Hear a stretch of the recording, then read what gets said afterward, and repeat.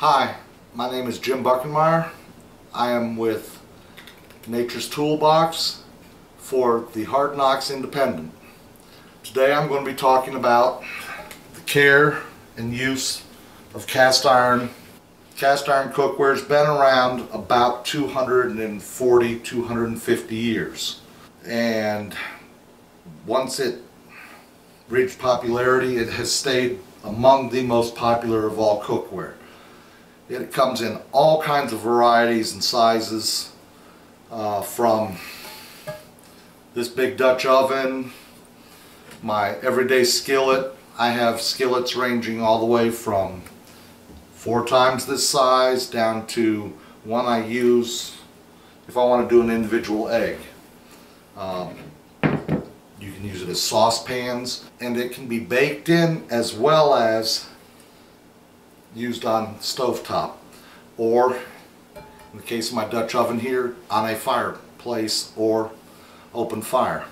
There's very little care and use of it. The biggest problem you get is when you first purchase one, it will look gray. Before it can be used, it needs to be seasoned. The proper way to season any cast iron is to get a fat. Many places recommend vegetable oils, except for olive oil, which has a much lower flash point. I personally much prefer lard. I prefer lard in most of my cooking as well. And you just rub it on.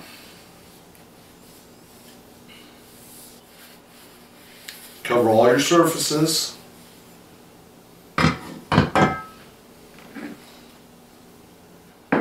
And completely cover your cookware.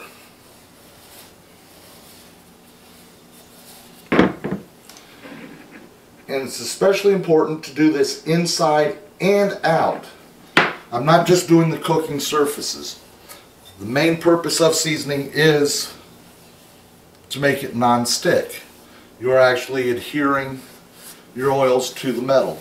But it will not only make cleanup easier, it also helps distribute the heat if you season outside as well as inside. Many of the cast iron skillets that have been in people's families for years will have ½ inch of crust formed as a seasoning on the outside. This helps retain the heat and helps the heat spread more evenly.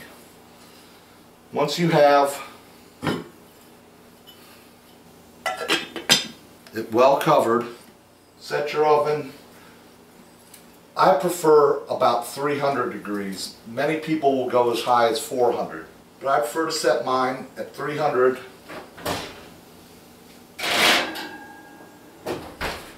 And leave it for at least an hour to an hour and a half.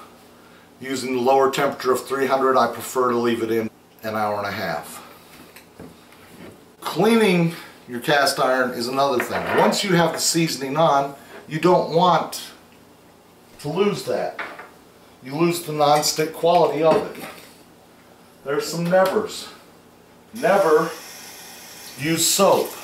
You will want to take and wash it in hot water. If you have some crusty food on there, it is stubborn and doesn't want to come out, you can take and just put some water on there,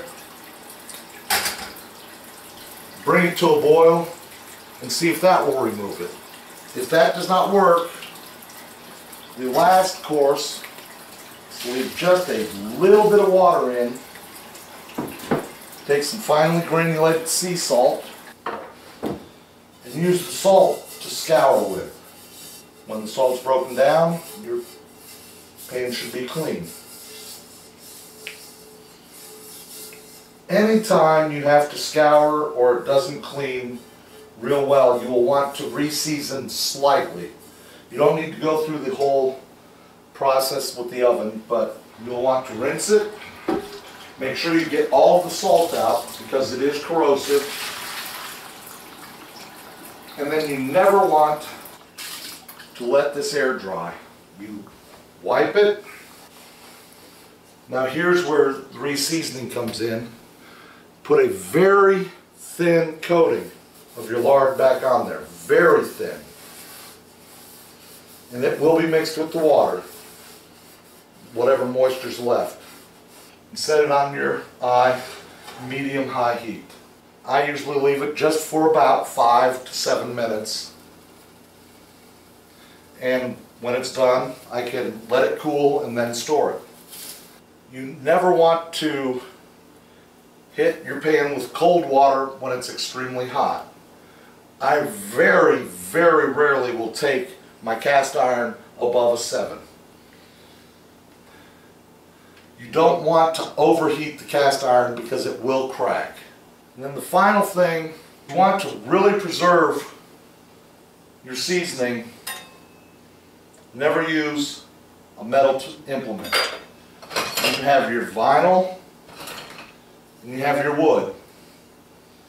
These will not lead to flaking of whatever seasoning you have built up. Once it is built up, it will appear to be as non-stick as Teflon, Silverstone, or any of the others. The last thing is when you have a piece that's mostly used outdoors or in a fireplace. It will develop this black patina just like your seasoning, but this is from the wood smoke and the wood ashes. You want to leave that on there, and it will again build a nice crust. It's the blackening that you have whenever you cook over an open fire. I do not ever scrub that off. You have to be careful of overheating, or you will lose that and it will rust. If you get a little bit of rust, again, you can scrub it with the sea salt, rub it off, then re-season. In this case, I would wait till I built a fire in my fireplace and put it right next to the fire and let it bake on. With the proper care, a piece of cast iron will last you your entire lifetime, and it's my preferred way to cook. I thank you all very much, and I hope you have a wonderful night.